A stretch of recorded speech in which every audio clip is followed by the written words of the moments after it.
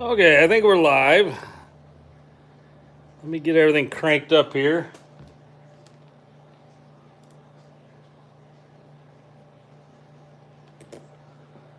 All right, anybody there? Okay, I think we're going good here.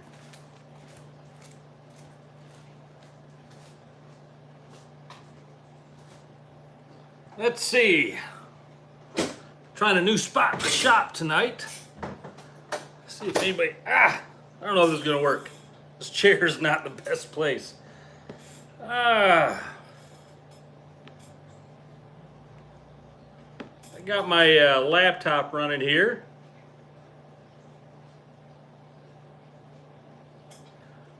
There's my sister saying hi. I haven't seen anybody else saying hi yet.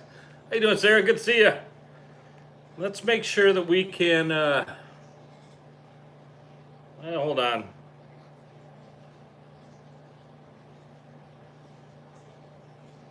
All right. Okay, so I see Terry Lacey here now. I see Patrick Forster, all season angler, loud and clear.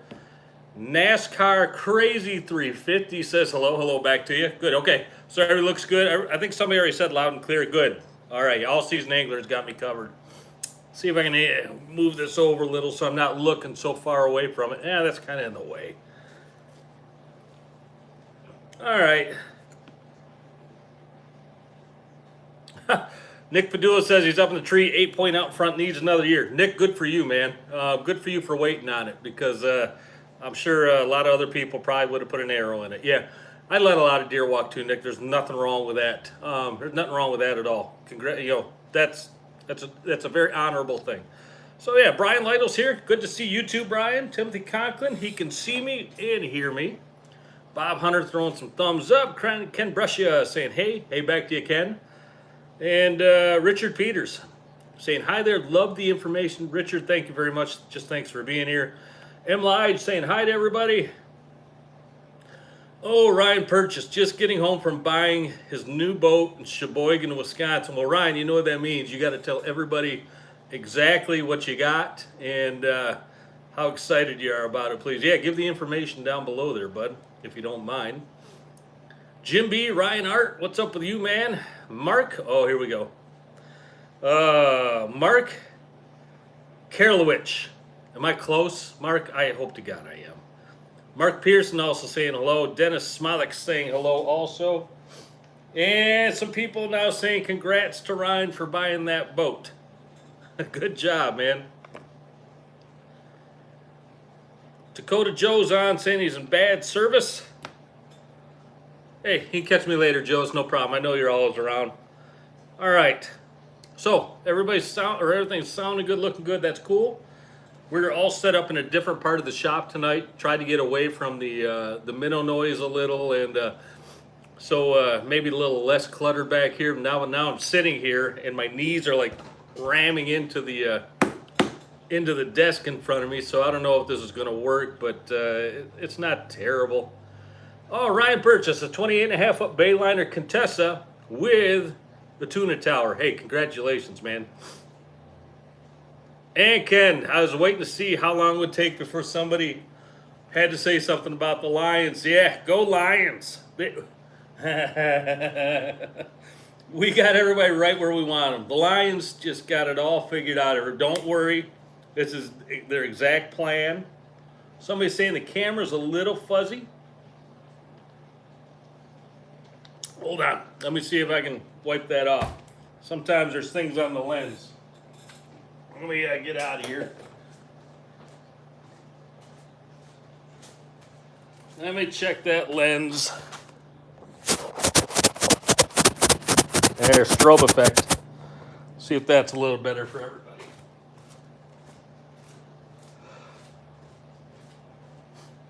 All right, see if that works a little better.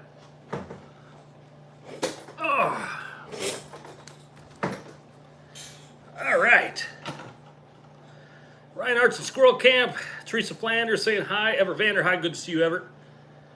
And Bob Hunter saying embrace the suck. Man, the Lions, this is their master plan, Bob. They think they got everybody just suckered in right now. And then they're going to win every game from here on out. You just wait and see. This is Dan Campbell's master plan. He's going to chew on everybody's kneecaps for a while, and then if you have no idea what I'm talking about there, just look up Dan Campbell's the head coach for the Lions.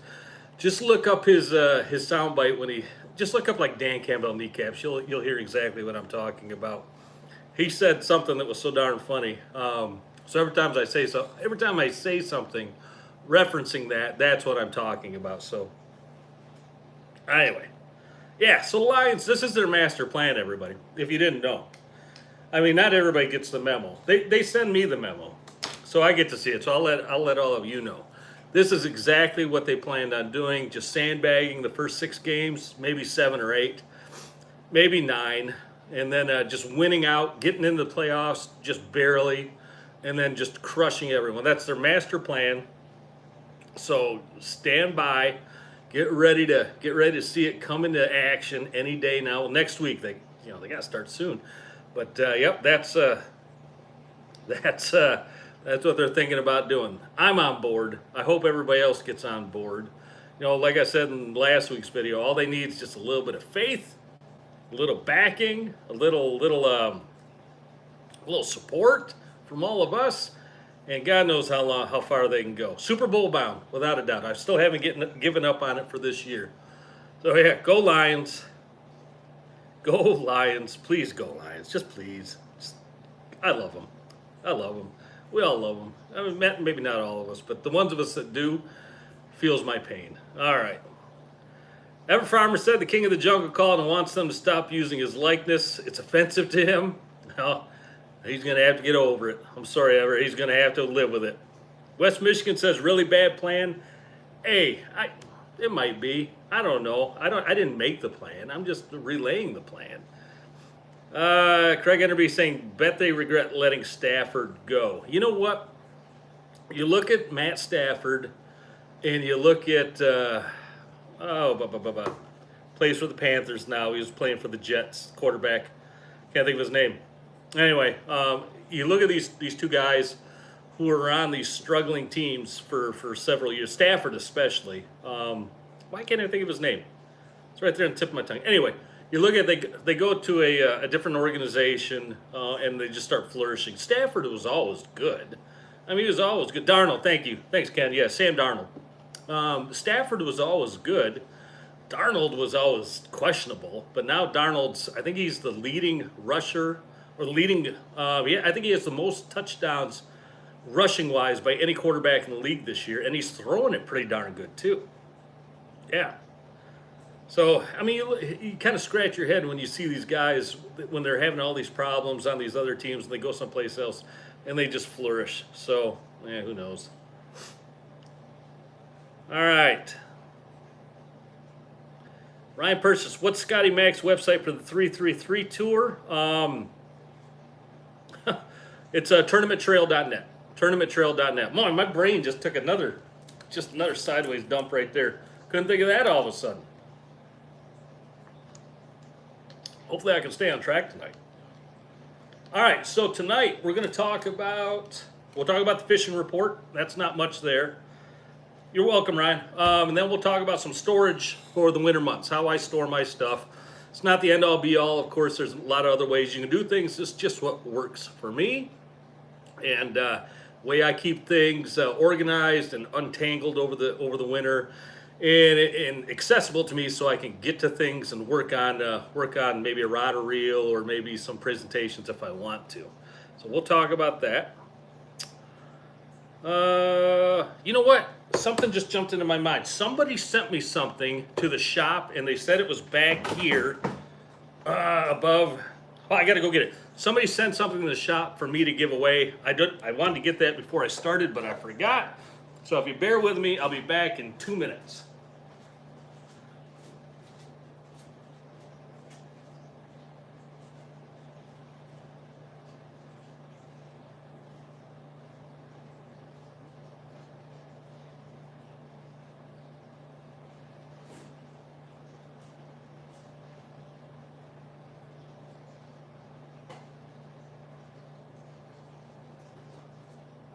All right, I'm back.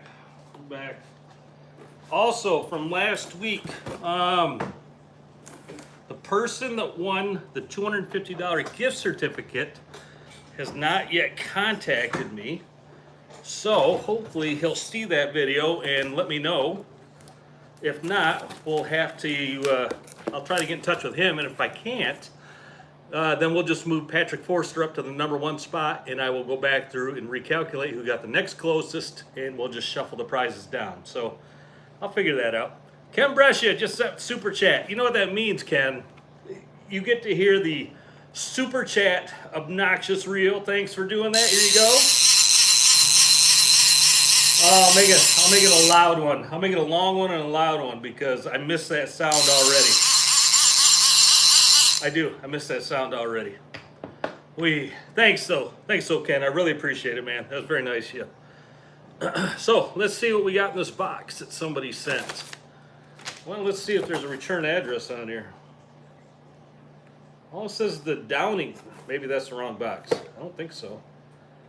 Downing Clinic from Bella Rosa Boulevard in Clarkston, Michigan. Let's see what it says. I can see what's in there, and you're going to like it. So, Chris, please give away these. I'm sorry, please. Chris, please give these away one Sunday evening to the guys. I upgraded all my rods and reels this season, and these were left over. The drags have been upgraded by Tuna, so they should be like brand new. Says, I appreciate your Sunday evening reports and info so much. Thank you! Exclamation point. Todd, no last name, man. I gotta know who you are. I gotta know. BMK, you gotta yell real down while you do it. Yeah, no doubt. Or don't touch the drag. That's what I should yell. Don't touch the drag. Todd, who are you, bud? I don't know if your last name is. I don't know if it's Downing or who you are. Todd, you gotta let me know, man. Put it in the comments or send me an email because you're giving some really nice things to the channel here. Check this out. I've got an Akuma cold water. Looks like, yep, it's a 453D, so line counter cold water, upgraded drag. It's got the reel clamp on, or the rod clamp on it also. There's a second one, same thing, another 453D, line counter. Man, these are nice. These are real nice. Woo. Okay, and looks like a third one. Yes. 3 Akuma cold water 453Ds with, he's got the drags backed off and everything. Man, way to go. Todd, thank you so much. We're going to give these away. We're going to give these away. Somebody will absolutely love these for divers or downriggers or really anything they want. I'd recommend divers or downriggers. But man, are those nice. Thank you very much, Todd. Who the heck are you? I'd like to shake your hand. So let's give these away tonight. We'll give them away next weekend, but we'll do the number game again tonight after this video. So we'll do that 1 through 1,000. You pick a number between 1 and 1,000 after this video is done. So, you know, after it posts to YouTube, after the live stream has ended, go back on, get in the video, and post or pick your number between 1 and 1,000. Whoever gets the closest by next Sunday's live video time is going to win those 3 reels. Those are super, super nice. Todd, I don't know who you are, man, but wow. Wow. Really nice. And they are smooth, too. Wowzers. Okay. All right, good luck, everybody. Somebody's going to get themselves, man, these are nice. Somebody's going to get themselves a really nice triple set of cold water reels that you can do whatever you want with. So, man, all right. Really cool. Really, really cool. I'm going to set that aside. Thanks again, Todd. Hope we meet someday so I can say thank you in person. Where am I going to put this? How about over here? Get things out of the way. All right. All right. Yeah, thanks everybody for saying thanks to Todd. Jason Wilkerson, nice to see you on here, bud. Yeah, what a guy. No doubt. What a guy. Really nice. Everybody that supports this channel is so super, super cool. And I can't say thanks enough. You know, it's really, this is this is everyone's channel. It's not mine. I'm just the lucky one that gets to sit here and talk. I don't know if I'm lucky or not, but I'm the one that gets to sit here and talk. But really, it's all of your channel, and I've had so many people over the last couple 3 years that have just come up to me and given donations to the channel to give away to everybody. I don't take any. I don't want any of that. I want to give it back to everyone here and everybody that supports us on Patreon. Man, I can't say thanks enough. So anyway. Really cool. All right. So if anybody's out deer hunting other than Nick Padula, let's hear about it. How's it going? I'll tell you how I've been doing out there. I haven't been out in a tree yet. The weather is just now starting to cool down well enough. I'm sure there's some buck sign that's starting to show up. Some cold winds are starting to roll out of the northeast, which is a good sign that the temps are going to start getting really good for the upcoming season. If you haven't seen it yet, just yesterday, or this morning rather, I posted a video. I did a test regarding a limb saver string stop on my bow. I shoot a 20-year-old Matthews Legacy, and I love that bow. It shoots very well for me. I know that bow like the back of my hand, so I wanted to see if I could quiet it down at all. So I installed a limb saver string stop. So what that does, it comes out of the back of the stabilizer hole, and it's a rubber, like a rubber piece of rubber, and as the string goes forward, when you release, the string hits that piece of rubber, and it's supposed to quiet the string noise, quiet the vibration, quiet the hand shock. So I installed that, and I bought a decibel meter because I wanted to see if it was louder with it on there, quieter with it on there, or stayed the same. So if you want to see the results of that, it's pretty shocking actually. If you want to see the results of that, just check out that video that I posted this morning. And then I got some more bow hunting videos coming out this week. Some broadhead videos, some clothing videos, some shooting tutorial videos, things like that. Hey, it's bow season. We gotta adjust and move. So that's how things go. But if you want to see that, honestly, it was really, really interesting. The results of that video. I found it interesting anyway. Anyway, it's on the channel.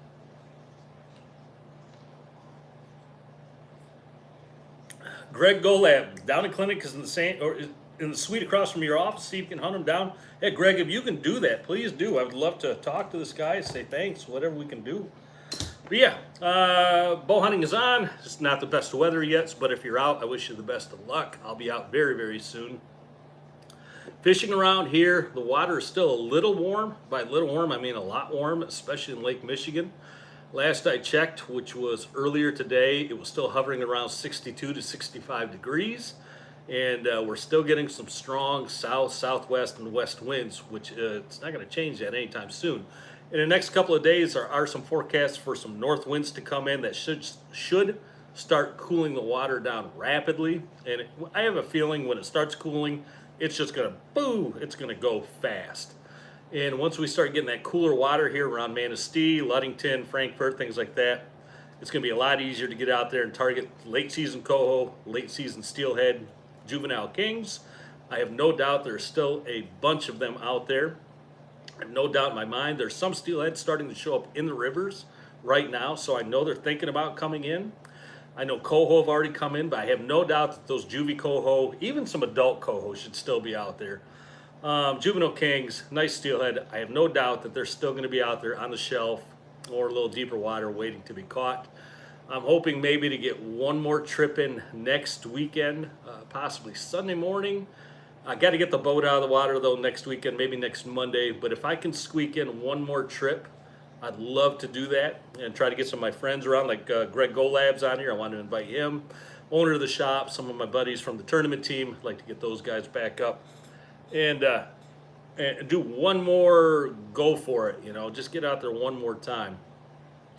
Inland waters are still fairly warm. They're starting to get down into walleye temps, perch temps, in those lower 50s, mid 50s and on down, maybe even sometimes a little bit upper 50s. Some fish are starting to show up. I know downstate, I was just talking to some friends down there, and the water temps are still fairly warm down there. So the walleye really haven't turned on yet, but I have heard, actually from my friend Greg, who I was just talking about, that the perch fishing down towards his area, western or southwestern side of the state, has been absolutely phenomenal. So If you're in that area and you know anything about it, please post some information here. Let people hear about how it's going in your area. I would love to hear it. But we're starting to get some plans together where I'm going to try to travel down to that southwest side, do some perch fishing videos for you, do some walleye fishing videos for you, talk about the direction that this shop is going, talk about, because we got some big things coming, some big things. Mark Pearson just threw a super chat. Mark, you're a heck of a guy, man. All right, you get to hear it. I'm going to put it right over the microphone. This is going to be super obnoxious. There you go. There you go. Thanks, Mark. Thank you very much. Yeah, some of the directions this shop is taking, we're thinking about expanding away from, not getting rid of it or moving away from it, just expanding more, from salmon fishing, trout fishing, into the walleye world, into the bass world, into more panfish. You know, you come to the shop, and if you're a big lake angler, river angler, man, this place has got everything you need. But there's still more that we can do, and we're always going to strive to get better and better and better and better, and give everybody what they're looking for at the best prices that we can give you. And that's no BS. You know me, I don't BS on these things. So we've been talking more and more about trying to expand our walleye inventory, and that's coming. Talking more and more about expanding our bass inventory, and that's definitely coming also.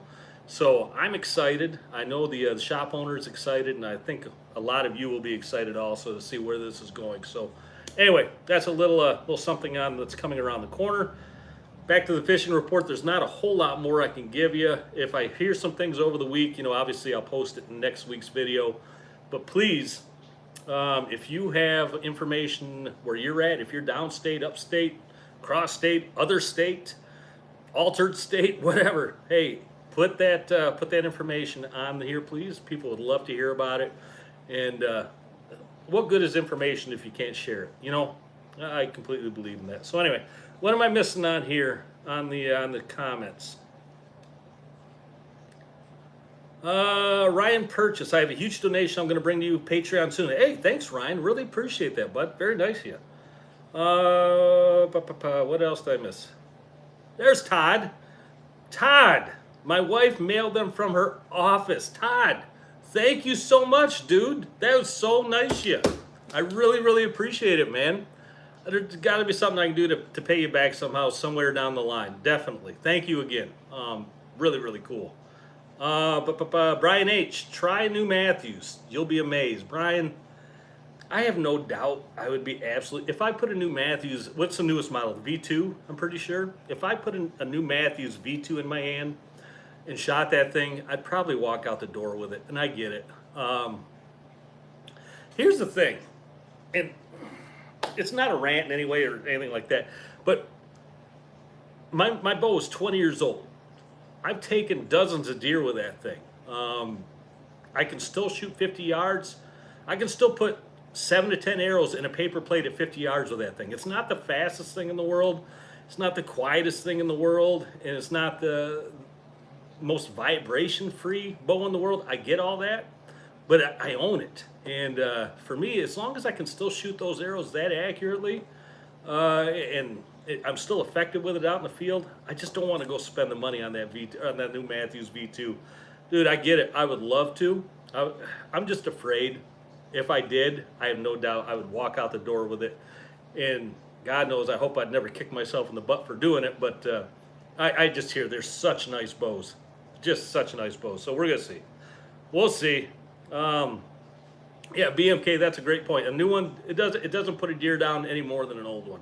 If it does the job, it does the job. And I shoot 70 pounds still. I'm still spry enough to shoot 70 pounds. I shoot heavy arrows, 125 grain broadheads.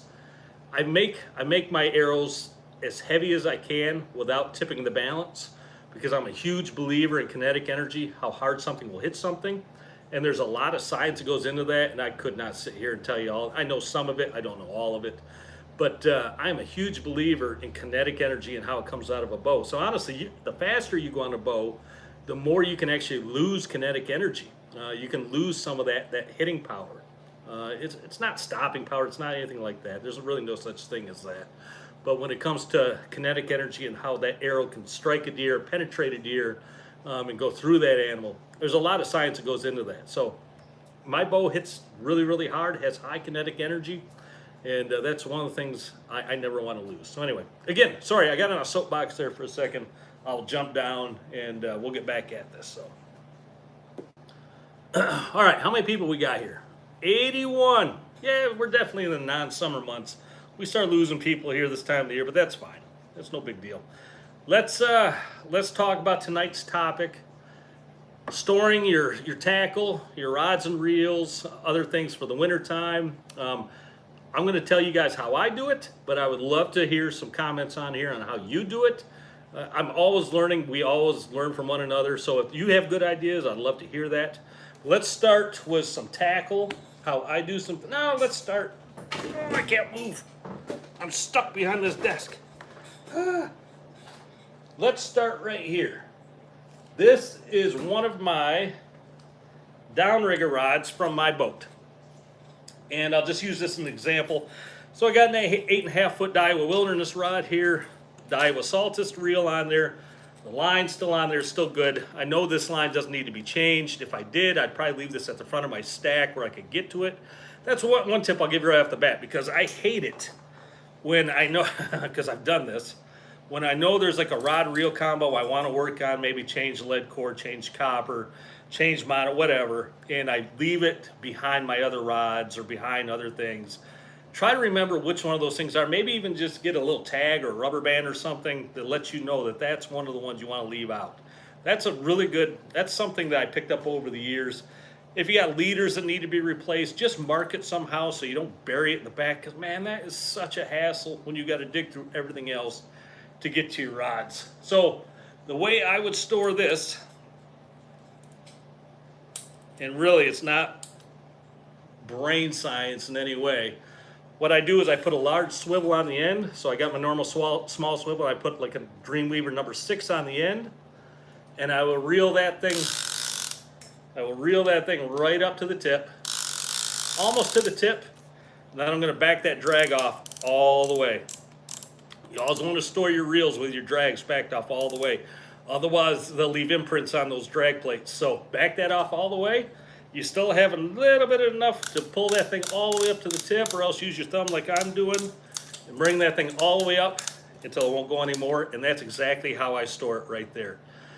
In my place, I've done it both ways, where I've suspended it from the ceiling or I've laid them on flat surfaces. The way I've done it the last few years is I just have a corner over in one of my shops where I set up, I make sure there's no hard edges, no sharp edges around, and I'll just lean that rod right up in that corner along that wall, and then I'll stack my other rods along next to it, and maybe I'll have to do 2 or 3 rows that way. But honestly, that is my rod and reel storage technique right there. And that's why it's important to me, if there's one I want to work on, that I leave it set out, and so I don't have to dig through the other ones to get to it, because that sucks. Now, you could obviously, if you're short on space, you could break that rod down if this one wants to. Yep. You can break that rod down, and you can store it just like that. Same thing, just make sure you remember to back that drag off. Gives you a little bit more room, or saves you a little more room by doing it that way. If you suspend them from the ceiling, a couple tricks that I've done in the past is I've gotten the big bicycle hooks. It's just a great big hook. It's about that wide, and I'll put those into my rafters in my garage or my shop, and I can put those up there and like that. Hold on a second. One other really cool technique that I saw my buddy do recently, my buddy Brian, he took 2 sections of lattice. If you don't know what lattice is, it's like a cross piece of wood. It looks like almost looks like a checkerboard turned sideways or diagonally. And there's holes in it, about that big. And he took 2 sections of lattice, probably 4 or 5 feet long, a couple feet wide, and he attached those to his rafters in his garage, and he just put the rods right inside those holes. One piece of lattice on one side, one piece on the other one, and he suspended the rods right in between them. I thought that was pretty clever. I don't really have the room to do that in my one shop, but I thought that was pretty clever. So that's a couple ways you can do that as well if you want to get your rods up out of the way. You can use the big hooks, like I said, or you can use that lattice method. I'd really like to see more people try that, see if it really works, because it looked pretty darn slick. If I don't do a whole lot of, winterization on my reels. Some people have asked me before, do I take the reels apart? Do I redo the drags over the winter? You know, if that reel has been giving me problems over the summer, yeah, absolutely, I can do that. But again, there's not much that I do otherwise to like winterize a reel. There's no special spray I put in there. There's no special powder that I dump in there. There's really not a whole lot more that goes into it. A couple other things I will recommend: if you got heat in your garage, keep your rods and reels away from your heat source. You don't want these things getting hot, the mono getting hot and possibly failing on you. Cold, I've never really seen damage mono rods, reels in any way. So I don't, I'm speaking from my own experience. I'm no scientist, but over the years, and several years, I've never seen cold damage a rod or reel in any way. But definitely, if you got a heat source, especially like a wood stove or some kind of salamander gas heater, definitely keep your rods away from that heat source. You don't want these things getting heated up and getting a weak spot in any of your line or damaging your reel in some way or your rod. Okay, moving on from the rod and reel, I'm just going to set that over here. We'll talk about how I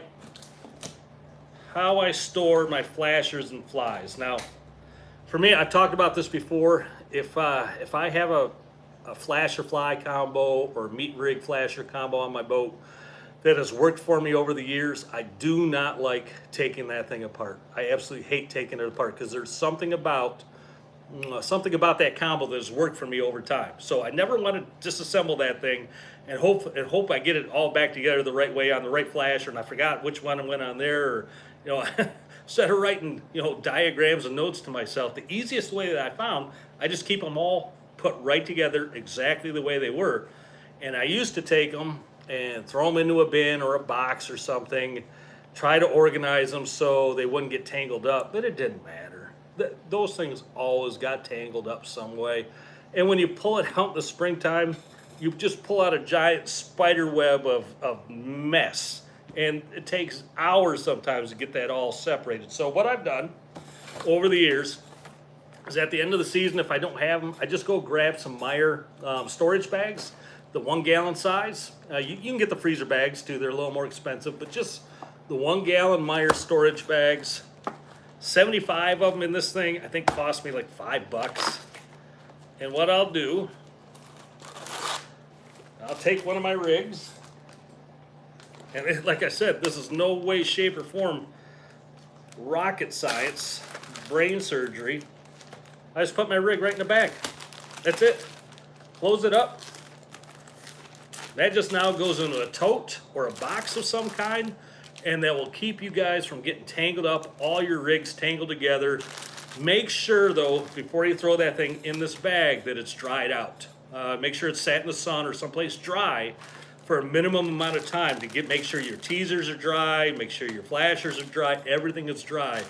Because if you throw that thing in a bag and there's any kind of moisture and it gets warm, you know what you're going to have. You're just going to have mold and mildew in there. So you got to make sure that that thing is dry. So that's a meat rig, 8-inch meat rig. That fits just fine. Here's a 10-inch Kevin's girlfriend. 10-inch Kevin's girlfriend with a fly on here.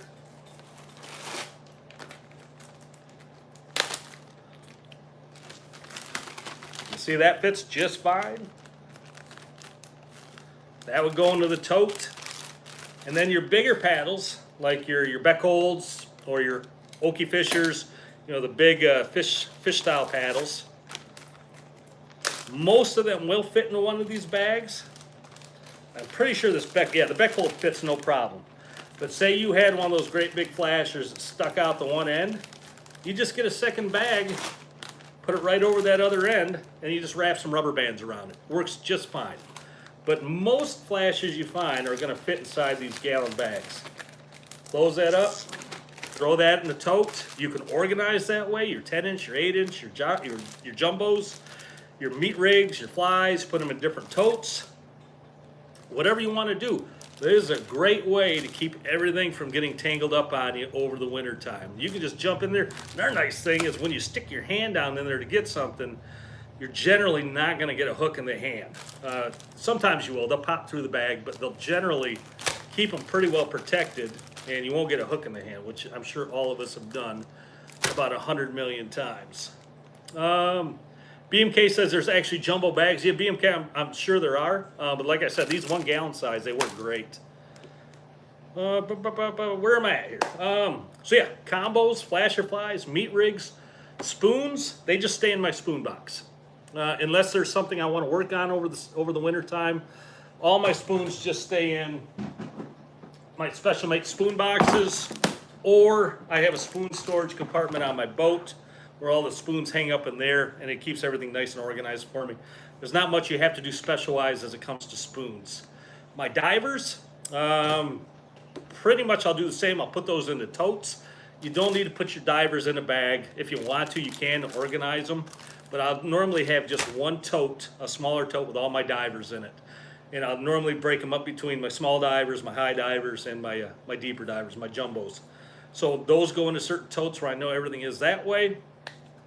What else do I got going on? My plugs. This is actually my plug box.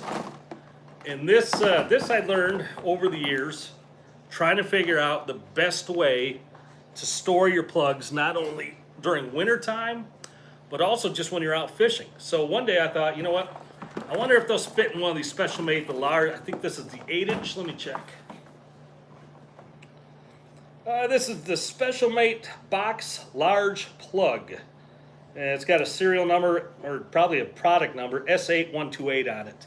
I'm pretty sure that's the 8-inch model, but they come with, let me open this up. Let me see if I can do this the easiest way. Move some other things here.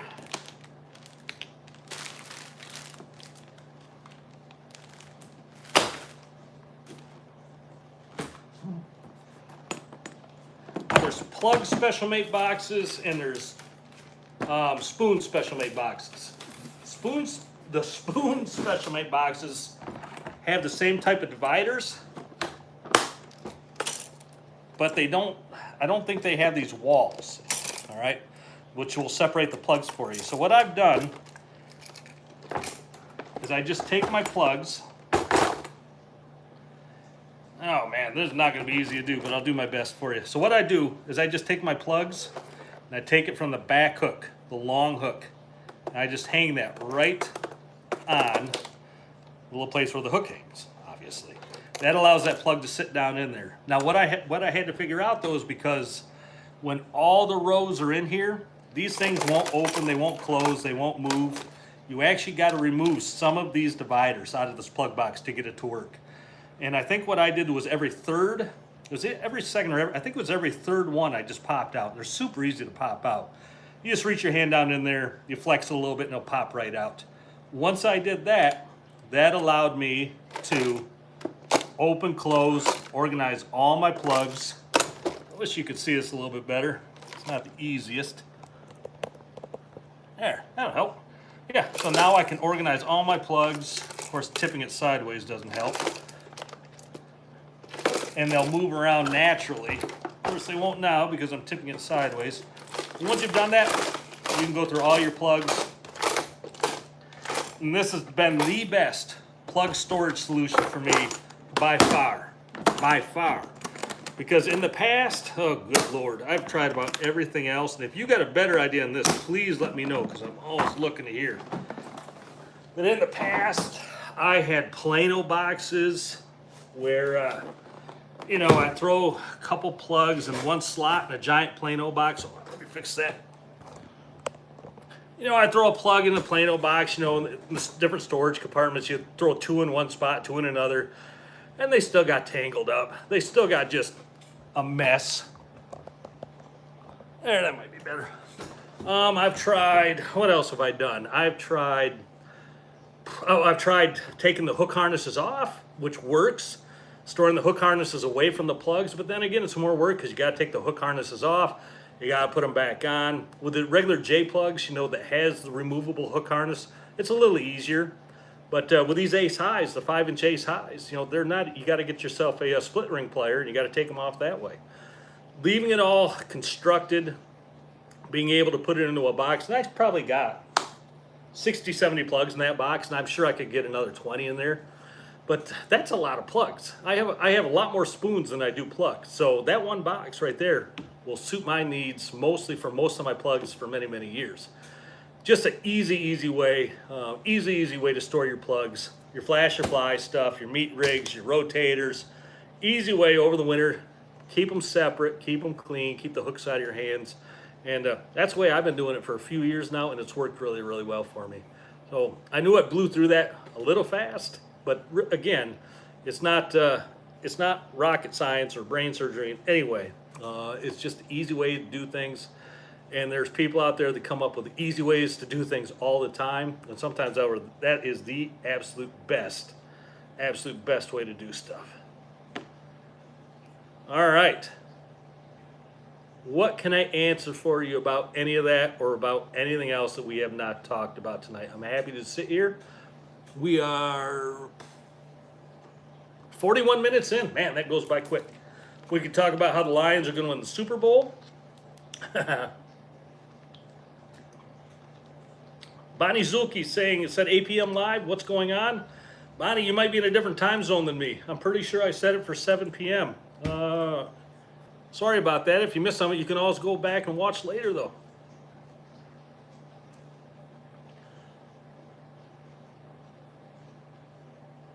All right, Bogdan Tatarsky. Am I saying that right, bud? October 17th, good morning. Kings and steelhead action using spoons in the mist bait schools over 100 foot of water. Salmon catcher, Lake Ontario, Port Credit, Ontario. Hey, good job, man. Very nice.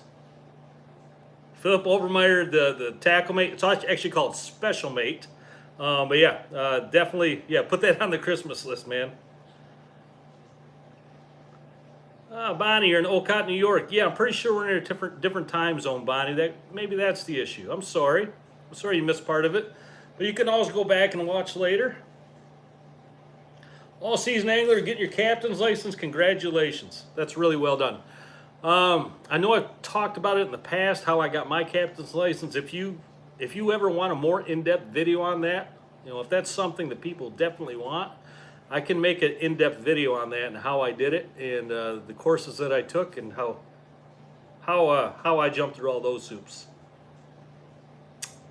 Ever Farmer, real oil grease bearings, how clean, how often? You're going to know when your reels start to fail. I mean, it's probably not a bad idea every 3 years at minimum, maybe every 2. But you know when your reel starts getting sticky. I remember when I grew up bass fishing, a ton of bass fishing down in Clare County with my family. And we just had cheap reels, you know, cheap Mitchells or whatever the heck they were, you know, just open face reels. And I remember those things would fail all the time. You'd be reeling it in and all we just dunk it in the water a couple times and it stays smooth for maybe another 20 minutes and it'd start going to heck again. You know, you dunk it a couple more times and it stops squealing on you for a while. Oh, it was ridiculous. But yeah, you'll know when a reel's going on you. You'll just know. It'll feel different. The drag is different. You'll know then. You probably want to get some oil in there. Okumas all come with oil or reel grease or reel oil in their package. That's a nice thing to keep around. Nick Padula, High Point Outdoors. Do you keep a gaff on the boat in case there are no nets available? No, I don't. We should. Oh my gosh. Yeah, there's times that we've forgotten nets over the years. I'll just leave it at that. We've all done things like that. Nick, didn't I just see you lose a rod and reel on one of your videos the other night? It looks like you got it back, but if I'm not mistaken, it looks like it looked like you dropped one overboard possibly. So. Yeah, you and I both know things like that can happen.